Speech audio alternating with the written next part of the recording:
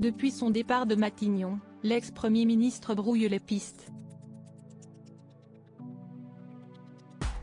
Tantôt proche d'Emmanuel Macron, dont son parti Horizon est l'allié politique, tantôt indépendant, préparant en coulisses un projet à proposer aux Français, Édouard Philippe intrigue.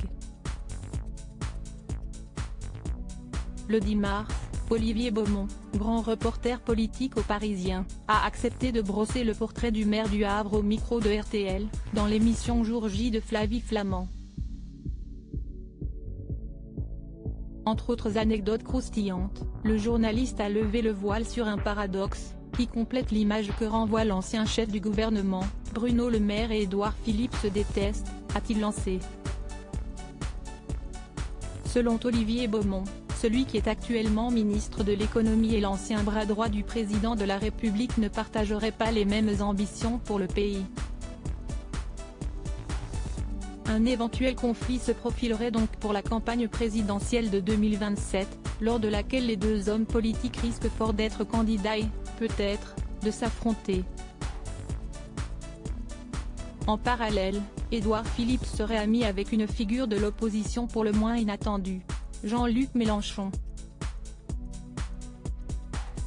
Les deux hommes, pourtant opposés sur le plan politique, auraient noué des liens particuliers, à tel point que lorsqu'il était sénateur, le futur leader de la France insoumise aurait reçu, dans son bureau pour qu'il révise, le jeune étudiant de l'ENA Édouard Philippe. Supérieur à Édouard Philippe, retour en images sur son évolution physique, un respect mutuel. Cette révélation n'a pourtant rien de bien surprenant. Dans leurs déclarations respectives, il n'est pas rare que les deux hommes s'envoient des fleurs.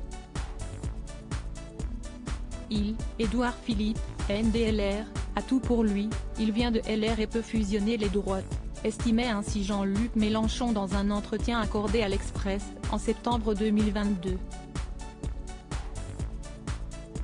Quant à l'intéressé, il n'a pas manqué de lui renvoyer l'appareil, vantant à plusieurs reprises les talents d'orateur du chef de file de LFI.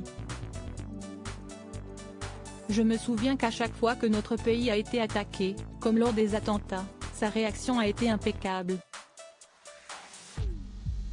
Je ne peux pas l'oublier, avait encore déclaré Édouard Philippe dans les pages du Monde, en juin 2022. N'en jetez plus. Article écrit en collaboration avec 6 Médias. Crédit photo, marque de Tienda panoramique.